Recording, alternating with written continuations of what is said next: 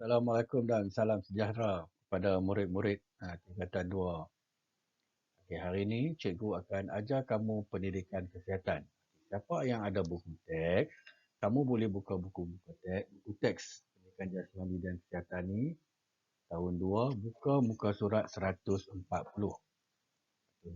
Okey. Okey, dalam bab ni cikgu akan ajar kesihatan diri dan reproduktif.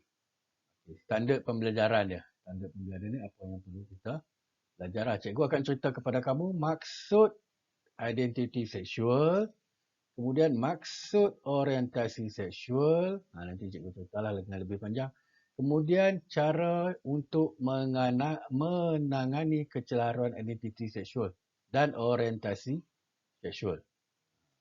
Kemudian dalam bab ni juga cikgu akan ceritakan kepada kamu maksud kehormatan diri. Kemudian ada 3 yang perlu kita dalam penjagaan kehormatan diri ni, iaitu kebersihan, keselamatan dan kesihatan. Okey. Kemudian dalam bab kehormatan ni juga kita akan menilai kesan-kesan terhadap keluarga, masyarakat jika tidak menjaga kehormatan diri sendiri. Ya? Saja? Boleh? Mungkin cikgu laju sikit. Kamu tak apa. Kamu dalam semua cikgu dah ambil dalam buku teks. Kamu boleh rujuk nanti dalam buku teks. Okey? Okey, seterusnya. Okey, baik. Mula-mula kita tengok identiti dan orientasi seksual. Apa yang dikatakan identiti dan orientasi seksual ni? Okay, yang pertama sekali, identiti seksual. Identiti seksual melibatkan aspek psikologi dan ciri-ciri tingkah laku berkaitan dengan seseorang individu sama ada lelaki ataupun perempuan. Kita tengok tingkah laku seseorang tu, kita tahu dah, dia ni lelaki ke perempuan. Itu maksud dia. Identiti seksual ni biasanya merujuk kepada penerimaan tingkah laku. Tingkah laku macam mana untuk individu tu. Sikap dan personality yang diwarisi. Diwarisi oleh pada apa nama ibu bapa dia. Yang boleh membezakan lelaki yang bersifat sasar dan perempuan yang bersifat lemah lembut. Ini lumrah. Lelaki itu mestilah sasar lah. Yang perempuan bersifat lemah lembut. Sifat sasar ni sadu lah. Perempuan ni dia lemah lembut lah. Bersopan santun. Boleh Okay, cuba tengok. Ini contoh gambar lah.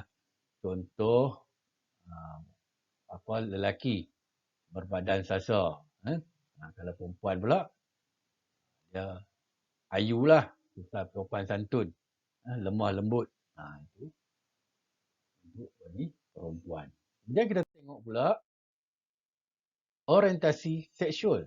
Orientasi seksual ni pula merupakan kecenderungan individu, kecenderungan identiti personal terhadap seksual tertentu yang akan mencerminkan diri individu sama ada terarah kepada heteroseksual, homoseksual dan biseksual. Maksud dia orientasi ni ialah tarikan seksual atau emosional kepada individu yang berlainan jantina, sesama jantina atau kedua-duanya sekali. Biasanya lumrah perasaan manusia ni, lumrah manusia biasa ni akan tertarik secara seksual kepada pasangan berlainan jantina. Okey, kalau lelaki ni dia akan tertarik kepada perempuan lah. Kalau perempuan pula dia akan tertarik kepada lelaki. Nanti kita akan belajar apa itu maksud heteroseksual, homoseksual dan biseksual. Kita tengok satu-satu nanti. Okay, kita tengok heteroseksual dulu. Apa dia yang dimaksudkan tu? Dia kata tarikan seksual terhadap pasangan yang berlainan jantina. Contoh dia kita lah. Contoh kita pula. Contohnya yang normal. Macam tengok gambar ni kan. Nak kahwin, dia cari lelaki dengan perempuan pasangan dia yang berlainan jantina. Okay. Itu heteroseksual, normal. yang normal, yang selalu masyarakat kita lakukan. Perempuan dia akan pilih lelaki, lelaki dia akan pilih perempuan untuk menjadi pasangan hidup dia. Okay. Tengok satu lagi. Bisexual. Bisexual ni apa dia? Dia kata tarikan seksual terhadap kedua-dua jantina. Maksudnya, kalau lelaki itu, seseorang individu lelaki itu, dia tertarik kepada lelaki dan juga perempuan. Ni adakah kau rakan-rakan apa nama pelajar-pelajar macam ni? Tengok. Dia duduk bersama ni perempuan. Dia duduk sembang sama lelaki dengan rakan dia lelaki. Sambil-sambil itu dia berpegang tangan perempuan sama perempuan.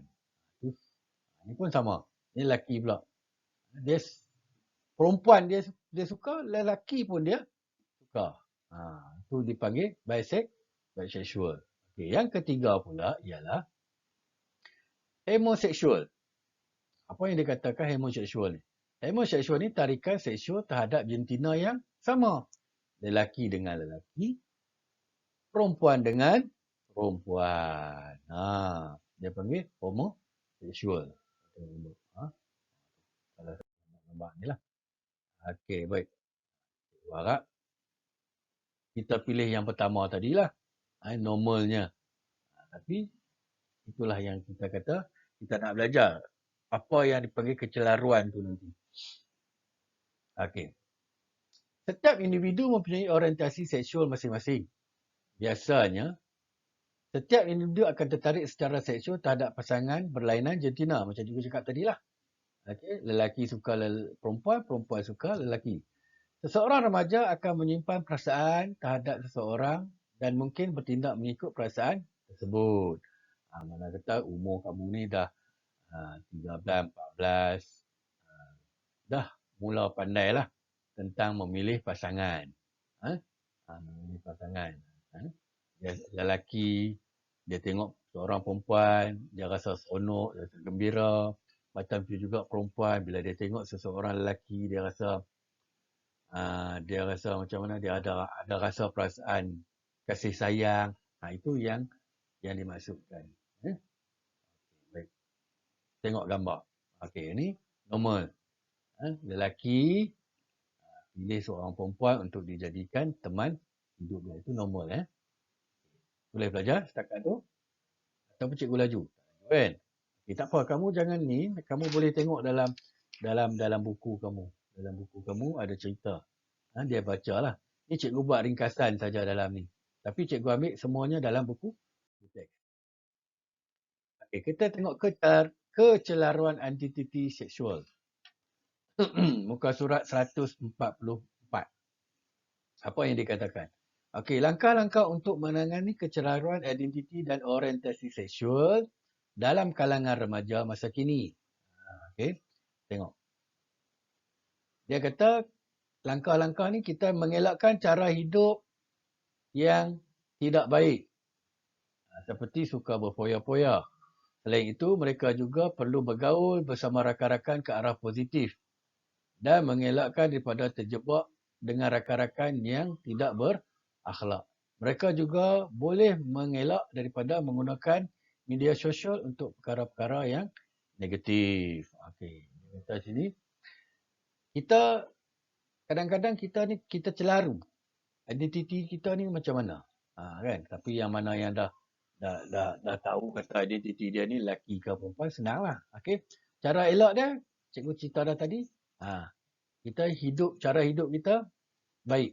Tak suka berfoya-foya. Amalkan nilai-nilai murni. Pegangan agama kena kuat. Kemudian bergaul dengan rakan yang baik. Mengelakkan berkawan dengan rakan-rakan yang tidak berakhlak. Itu semua langkah-langkah untuk kita mengelakkan. Untuk mengelak kita terjerumus dalam kecelaruan identiti. Kemudian dari sudut agama. Kita tengok dari sudut agama juga tentang kecelaruan identiti seksual ni. Cadangan dalam mencegah isu ini daripada berlaku ialah Anak-anak remaja perlu diberikan pendidikan agama mencukupi. Agama, setiap kita ni kita ada agama ataupun kepercayaan masing-masing lah. Kita percayakan benda di dalam agama dan juga kepercayaan, dia suruh buat benda-benda yang baik sahaja. Tak ada agama yang menyuruh penganut-penganut dia membuat perkara-perkara yang tak baik. Okay. Agar mereka tahu membezakan hukum halal dan haram sesuatu perbuatan yang dilakukannya. Sememangnya semua agama sangat mementingkan perbuatan dan tingkah laku yang baik serta memberi panduan tentang cara hidup yang baik. Makna kata, kita kena pegang kepada agama ataupun kepercayaan masing-masing. Dalam agama tu tadi, macam cikgu cakap, tak ada benda yang agama ajar tak baik. Semua baik. Cara hidup yang baik. Kita tengok yang seterusnya. Apakah pula peranan keluarga dalam isu ini? Kita tengok peranan keluarga dalam menangani kecelaruan identiti seksual ni. Dalam keluarga ni khusus dia ibu bapa perlu memainkan peranan bagi mengenangani masalah ni lah, masalah seksual ni. Beri nasihat dan bimbingan secara yang mencukupi. Kemudian cara mendidik. Okay. Melakukan kebaikan serta mengamalkan budaya hidup yang sihat. Okay. Mana kata ibu bapa, kalau tak ada ibu bapa, datuk ataupun nenek, siapa yang tinggal dengan nenek, ataupun tak ada nenek dan abang, tak ada nenek dengan datuk, abang ataupun kakak memainkan peranan untuk menangani kecelaruan identiti ini. Iaitu dia memberi nasihat dan bimbingan. Nasihat macam mana? Nasihat yang baik-baik dan bimbingan. Kemudian melakukan kebaikan serta mengamalkan budaya hidup yang sihat. Okay. Kemudian mereka juga, ibu bapa ataupun pewaris ni perlulah memantau pergaulan anak-anak. Kenali anak-anak tu. Rakan-rakan dia. Kita kenali rakan-rakan kawan anak kita. Siapa yang dia berkawan. Adakah yang murid yang baik ataupun tidak baik. Di situlah kita memainkan peranan supaya nasihat dan membimbing anak-anak tadi ni. Boleh pelajar? Tadi dah habis tentang, kita akan masuk kehormatan diri. Kehormatan diri seseorang berkait rapat dengan aspek penjagaan serta amalan kebersihan, keselamatan dan kesihatan diri. Hal ini bertujuan memastikan kehidupan seseorang individu akan lebih selesa dan sempurna. Dia ada 3. Dalam kehormatan ni dia ada 3. Kebersihan. Kita tengok dulu konsep dia. Okey. Konsep kehormatan diri. Okey. Yang pertama, keselamatan diri. Keselamatan diri ni kita hendaklah memakai pakaian yang bersih dan sesuai, tidak mencolok mata dan mengelakkan diri daripada niat jahat orang terhadap kita. Kita nak jaga diri kita. Macam mana kita nak buat? Okay, kita mestilah berpakaian bersih, satulah. Kemudian tidak menjolok mata. Jadi pelajar ataupun murid-murid perempuan lah. Nanti pakai seluar pendek, pakai singkat-singkat, baju jarang-jarang, itu boleh menjolok mata dan boleh akan ada niat orang untuk buat jahat kepada diri kita. Kita tak mahu. Okey. Seterusnya, konsep kedua, kebersihan diri. Kebersihan diri dapat mewujudkan suasana yang harmoni dan selamat dalam keluarga dan masyarakat serta dapat meningkatkan maruah dan kehormatan diri. Kebersihan diri ni masing-masing lah. Kan? Kebersihan takkan nak orang nak tolong jaga kebersihan diri kita. Kita sebagai orang yang normal ni, kita kena tahulah kebersihan diri. Makna kita pagi kita bangun, kita gosok gigi, mandi sebagainya. Mandi pula pakai sabun lap cantik-cantik, bagi kering, lepas tu pakai bedak-bedak. Kan? Itu kebersihan diri lah. Lepas tu pilih pakaian-pakaian yang bersih dan sebagainya. Itu yang dikatakan kebersihan diri. Okey. Seterusnya, yang ketiga. Kesihatan. Mengelakkan diri daripada berkongsi pakaian. Tuala, sikat, macam-macam lah. Supaya kita terhindar daripada segala penyakit berjangkit. Mana kita kalau keluarga tu, kan, kita kongsi kain tuala dengan abang, kan. Nanti abang tu ada badan dia gatal-gatal, nanti kita pun akan gatal-gatal. So, kita kena asingkan kain tuala kita punya, abang punya. Jangan berpinjam-pinjam. Macam tu juga dengan sikat. Sikat. Kita pakai sikat. Kalau kita pergi tandas, kita bawa sikat, kita sikat. Jangan kongsi dengan rakan. Takut apa? Kita takut rakan kita ada penyakit. Contohnya kalau sikat ni, kat rambut ada kutu. Nanti kutu tu dia akan merebak ke rambut kita. Jadi masalah pada kita. Itu 3 konsep kehormatan diri yang perlu kita jaga. Kemudian kepentingan menjaga kehormatan diri. Okey, kepentingan dia apa pula? Kita tengok satu persatu. Okey, agar tidak mudah terpengaruh dengan amalan atau gejala negatif. Kita kena jaga. Kepentingan menjaga kehormatan diri ni agar tidak mudah terpengaruh dengan amalan atau gejala negatif. Sekarang ni macam-macam media. Kamu boleh ni, yang semuanya ada baik, ada negatif. Okay. Kita tengok mana yang baik, kita ikut. Yang negatif kita jangan ikut. Ini untuk kebaikan diri kita, bukan untuk kebaikan orang lain. Okay. Seterusnya kita tengok, kita menjaga kehormatan diri, pastikan diri kita akan disanjung dan dihormati. Maknanya kita jaga diri kita, kita nak orang sanjung kita dan hormati apa yang kita buat. Bukan orang kita pakai baju menjolok mata, lepas tu kita nak suruh orang sanjung. Itu bukan. Kita pakai handsome, smart, lawa-lawa, cantik-cantik. Kita nak orang sanjung kita dan hormati kita. Itu maksud dia. Kemudian, pasti mampu mencapai kejayaan yang cemerlang dan berterusan. Apabila kita menjaga kehormatan diri kita, sudah pasti kita mampu mencapai kejayaan yang cemerlang dan berterusan. Maknanya kita semangat untuk belajar. Kita tak ada gangguan-gangguan daripada orang luar untuk mengganggu gugat kita. Maknanya kita belajar pun dalam keadaan yang selesa. Barulah kejayaan yang cemerlang tu dapat dikecapi. Boleh faham Okey.